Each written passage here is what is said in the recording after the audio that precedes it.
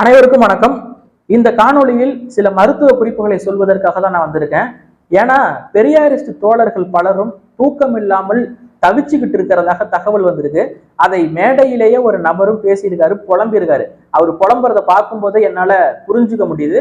அவர் பல நாள் தூக்கத்தை தொலைச்சிருக்காருங்கிறத என்னால உணர முடியுது. ஏன்னா பல நாள் டிப்ரெஷன்ல இருந்த ஒரு ஆளால தான் இப்படி பேச முடியும். கண்ணு கண்ணெல்லாம் பார்த்தா கொஞ்சம் செவந்து போயிருக்கு. தூக்கம் இல்லைன்னா இந்த மாதிரி பல பிரச்சனைகள் வரும். எப்பவுமே நெகட்டிவான விஷயத்தையே சிந்திச்சுக்கிட்டு இருக்காதீங்க. சீமான் எங்க போனாரு, யாரு கூட போய் இருந்தாரு, எத்தனை வாட்டி அவரு பண்ணினாரு, எத்தனை வாட்டி கருக்கலைப்பு பண்ணாரு, நெகட்டிவ் தாட்ஸ் அதிகமா இருக்கக்கூடாது. அப்பப்ப பாசிட்டிவ் தாட்ஸும் இருக்கணும். தன்னுடைய கொள்கை தலைவரை பத்தி அப்பப்ப கொஞ்சம் பேசணும், நல்ல விஷயங்களை பத்தி பேசணும், மக்கள் மத்தியில நல்லதை விதைக்கணும். அப்படின்னா தான் இந்த டிப்ரெஷன்ல இருந்து நம்ம தப்பிக்க முடியும். டிப்ரெஷன்ங்கிறது நமக்கு நாமே ஏற்படுத்தி கொள்ளக்கூடிய ஒரு விஷயம். அதை சரி செய்யறதுக்கு பல விஷயங்கள் இருக்கு. இன்னைக்கு இருக்கக்கூடிய இந்த டெக்னாலஜி உலகத்துல ஒரு நல்ல சைக்காட்ரிஸ்ட போய் பார்க்கறது நல்லது. ஏன் சொல்றேன் அப்படின்னா, பிபி அதிகமா இருக்கிறதுனால தூக்கத்தை நீங்க இழக்கிறீங்க. டென்ஷன் அதெல்லாம் குறைப்பதற்காக ஒரு பிபி மாத்திரை எடுத்துக்கோங்க. ஒரு 2.5 mg 5 mg 10 mg, அது உங்களுடைய பிபியின் அளவை பொறுத்து. இரவுல தூங்குறதுக்காக ஒரே ஒரு ஸ்லீப்பிங் டோஸ் எடுத்துக்கோங்க. அல்ப்ராசோலமா இருக்கலாம், இல்ல சோல்ஃபரஸா இருக்கலாம். இதெல்லாம் டாக்டர் பிரிஸ்கிரிப்ஷன் இருந்தால் தான் மெடிக்கல் ஷாப்பில் தருவாங்க. நல்ல ஒரு சைக்காட்ரிஸ்ட் டாக்டரை பார்த்து உங்கள் அளவுக்கு ஏற்ப இந்த மருந்துகளை வாங்கி நீங்கள் ஒரு வாரம் பயன்படுத்தி வந்தால் டிப்ரெஷன் குறையும், தூக்கம் நல்லா வரும். அத்தனை தோழர்களுமே தூக்கம் கட்டி இன்னைக்கு நிக்கிறோம். நிலைமை ரொம்ப சீரியஸா இருக்கு அப்படிங்கறத உணர்த்துவதற்காகத்தான். ஆனா திராவிட கலாச்சாரத்தின்படி இந்த சைக்காட்ரிஸ்ட பார்த்துலாம் டிப்ரெஷனை போக்குற அளவுக்கு எதுக்கு டாக்டர்கிட்ட போயிட்டு ஒரு 1500 ரூபாய் ஃபீஸ் கொடுத்துட்டு மருந்து மாத்திரை வாங்கி அதை சாப்பிட்டுக்கிட்டு கடைபிடிச்சிட்டு இருக்கிறத விட ஒரு கோட்டரை வாங்கி போட்டீங்கன்னு வச்சுக்கோங்க. வீரன்னு ஒரு சரக்கு இருக்கு, போட்டுட்டு கொஞ்ச நேரத்துக்கு மண்டை சூடு ஏறி எவனடா தூக்கி போட்டு மிதிக்கலான்னு இருக்கும். அதுக்கப்புறமேட்டுக்கு அப்படியே மயங்கி போய் கீழே வந்துருவீங்க. நல்ல தூக்கம் வரும், விடிஞ்சுதான் எழுந்திருப்பீங்க. அந்த அளவுக்கு ஒரு பவர்ஃபுல்லான விஷயமும் இருக்கு. அதையும் நீங்க ட்ரை பண்றதா இருந்தா பண்ணலாம். அது உங்களுடைய தனிப்பட்ட சாய்ஸ். நான் எதுவும் கம்பல் பண்ணல. மது அருந்துவது நாட்டுக்கு வீட்டுக்கு கேடு.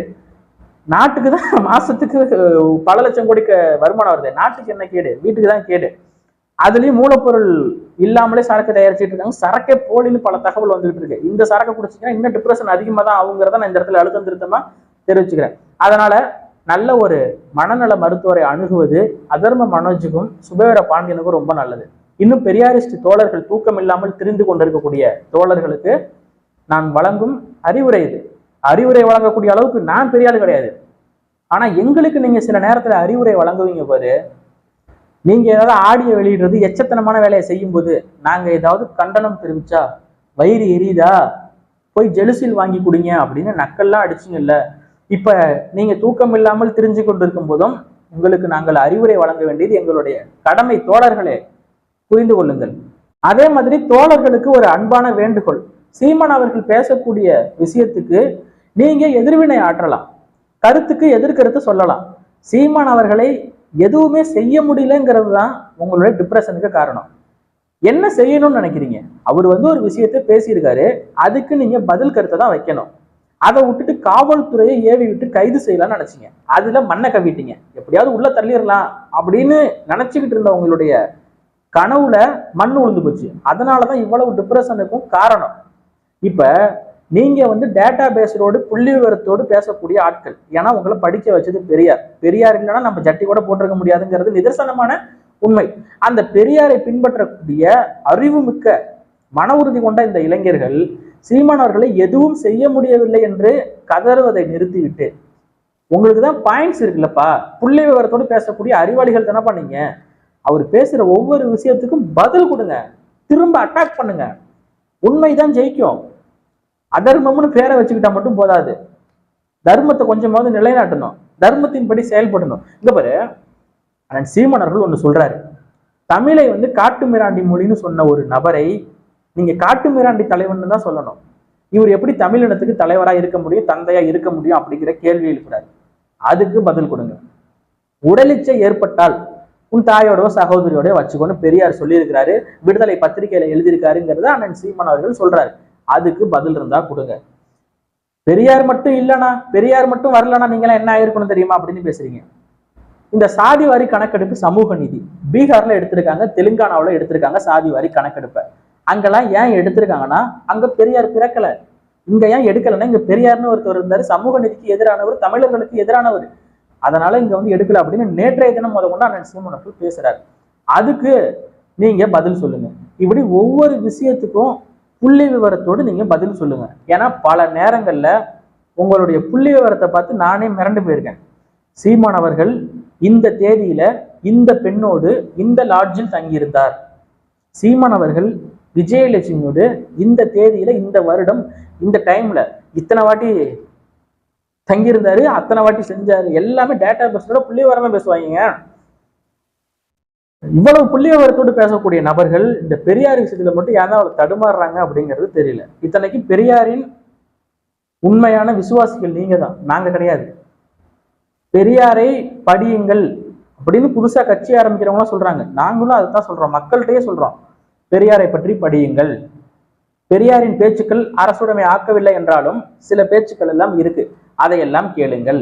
பெரியார் பற்றிய புத்தகங்களை வாங்கி வாசியுங்கள், அப்பதான்ப்பா பெரியார் யாருன்னு மக்களுக்கு தெரியும். அதைத்தான் நாங்க வந்து எல்லாத்தையுமே சொல்றோம். இன்னைக்கு இந்த தமிழ் சமூக மத்தியில ஒரு போலியான விஷயத்த கட்டமைச்சு வச்சிருக்காங்க. என்னன்னா, நான் ஒரு பெரியாரிஸ்ட் அப்படின்னு சொன்னா, பெரியாரிஸ்டாப்பா நீயாப்பா, சாதி ஒழிப்பு, கடவுள் மறுப்பு, எல்லாமே நீங்க பயங்கரமான ஆளாச்சேப்பா அப்படின்னு ஒரு போலியான பிம்பம். பெரியாரிஸ்ட்னு சொன்னா இப்படி நினைப்பாங்க நம்மள, ஆனா எதுவுமே உண்மை கிடையாது. தன் பெயருக்கு பின்னால் இருக்கும் ஈவே ராமசாமி நாயக்கர் என்கிற பெயருக்கு பதிலாகத்தான் இந்த பெரியார் என்கிற பெயரே பெரியார் ஏற்றுக்கொண்டாருங்கிறது உங்களுக்கு தெரியுமா? ஐ மகிழன் அவர்கள் தெளிவா இதை பத்தி பேசியிருக்காரு. சாதி ஒழிப்பு பேசுறோம், நம்ம சாதி பேரை நம்மளே பின்னாடி போட்டுட்டா மக்கள் நம்ப மாட்டாங்க, அதனால அதை எடுக்கணும்னு சொல்லி தோழர்கள் கேட்கும்போது பெரியார் ரொம்ப மனமுடைஞ்சு போயிருக்காரு. சரி, நாயக்கருக்கு பதிலா பெரியார், அதுவே பெரிய ஒரு உயர்வான சொல்லாதானே கருதப்படுது, அந்த சொல்ல நீங்க வச்சுக்கங்கய்யா அப்படின்னு சொன்னோடனே அவர் ரொம்ப மைனர் வந்து சந்தோஷப்பட்டிருக்காரு, சந்தோஷப்பட்டு ஏத்துக்கிட்டு இருந்திருக்கிறாரு. இதுதான் உண்மையை ஒழிய எந்த காலத்திலும் நம்ம ஆதி தமிழ் குடியாக இருக்கக்கூடிய பட்டியல் சமூக மக்களுக்கு ஆதரவாக எந்த இடத்துலயும் நின்னதே கிடையாது. ஏன்டா துணி விலை ஏறி போச்சுன்னா இந்த சமுதாயத்து பெண்கள்லாம் ரவிக்க போட்டா துணி விலை ஏறாதான்னு கேட்ட ஒரு ஆளு அந்த சமுதாயத்துக்கு எப்படிதான் ஆதரவா நின்றுப்பாரு? தமிழர்னு பேசாதீங்க, தமிழ் சனியனை விட்டு தொலைங்க, தமிழ் ஒரு காட்டு மிராண்டி பாஷை, என்னடா இருக்குவோம் தமிழ்ல அப்படின்னு கேட்ட ஒரு ஆளு. அவரு வந்து அவருடைய செயல்பாடுகள், நடவடிக்கைகள், இது எதுவுமே வந்து தமிழ் இனத்துக்கு ஆதரவாக ஒருபோதும் இருந்ததில்லை. அவருடைய செயல்பாடுகள் முழுக்க தமிழின விரோத செயல்பாடுகள் மட்டும்தான். அவருடைய முழு நேர நோக்கமாக இருந்தது நம்மள வழிபாட்டு முறையிலிருந்து வெளியேற்றி, கோயிலுக்கெல்லாம் போகாதீங்கடா, கடவுளை கும்பிடுறவே முட்டாள் அப்படின்னு சொல்லிட்டு கலாச்சார சீர்கேடு. அதாவது வந்து கல்யாணம் பண்ணி தான் உடலை வச்சுக்கணும்லாம் இல்லை, என்ஜாய்மெண்ட் வித்தவுட் ரெஸ்பான்சிபிலிட்டி, புள்ளெல்லாம் ஒன்றும் பெற்றுக்க வேணாம். இப்படி கேடுகட்ட கேவலமான வேலையை வாழ்நாள் முழுக்க செய்த ஒரு நபர் தான் ஈவேரா. இந்த ஈவேராவை பின்பற்றக்கூடிய இந்த பெரியாரிஸ்ட் தோழர்கள், இன்னைக்கு இருக்கக்கூடிய தோழர்கள், எப்ப பார்த்தாலும் அடுத்தவன் குடும்பத்துல இருக்கக்கூடிய பெண்களை பத்தி இழுத்து எவன் எதிராக வரானோ அவனை கேரக்டர் அசாசினேட் பண்ணிட்டு, பெண்களை கேரக்டர் அசாசினேட் பண்ணிட்டு, அடுத்தவன் ஆடியோ எடுத்து வெளியிட்டு எச்சத்தனமான பொழப்ப பொழைச்சிக்கிட்டு மானங்கட்ட ஒரு வாழ்க்கையை வாழ்ந்துகிட்டு இருக்காங்க. இப்படி அடுத்தவனை பத்தி யோசிச்சுக்கிட்டு, அடுத்தவன் எங்க போறான், என்ன பண்றான், எவன் கூட படுத்திருக்கான், இதெல்லாம் யோசிச்சுக்கிட்டே இருந்தா டிப்ரெஷன் நிச்சயமாக வரும். என்னைக்குமே நம்மளுடைய கொள்கை தலைவர் புத்தகங்களை எடுத்து வாசிப்பது, இது மாதிரி நல்ல பழக்கங்களுக்குள் நாம் உள்ள போகும்போது டிப்ரெஷன் என்கிற அந்த பெயருக்கு அர்த்தம் கூட தெரியாமல் நம்மளால் வளர முடியும். உண்மை அதுதான் மக்களே. நீங்க வேணா நான் சொல்றத பாருங்க, எவனா எதை பேசிட்டு போறான், நீ மட்டும் உட்காந்து புத்தகத்தை வாசிக்க ஆரம்பி, உனக்கு டிப்ரெஷன் தான் என்னன்னே தெரியாது. நீங்க உண்மையாவே இன்னைக்கு மன உறுதி எங்கே இருந்து வருது? புத்தகத்தை வாசிப்பதன் மூலமாகத்தான் மன உறுதி வருது.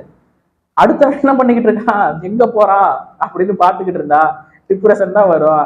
பிபி மாத்திரை போட்டு தான் ஆகணும், தூக்க மாத்திரை போட்டு தான் ஆகணும், நைட்டான ஒரு கட்டிங்கை போட்டு தான் ஆகணும், இதை மாற்றுக்கிறதே இல்லை. அதனால வந்து தோழர்களுக்கு நான் இந்த இடத்துல மருத்துவ குறிப்பு வழங்குவதை விட சில நல்ல பழக்கங்களை கத்துக்குவோங்க.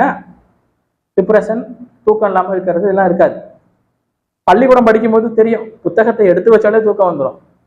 அப்போ வாசிக்கணும். இரவு நேரத்திலாம் புத்தகத்தை எடுத்து வச்சாலே ஆட்டோமேட்டிக்கா தூக்கம் வந்துடும் மக்களே. அதனால வந்து தோழர்களுக்கு இந்த இடத்துல நான் சொல்ல வேண்டியதை முழுசா சொல்லிட்டேன்னு நினைக்கிறேன். நன்றி, வணக்கம்.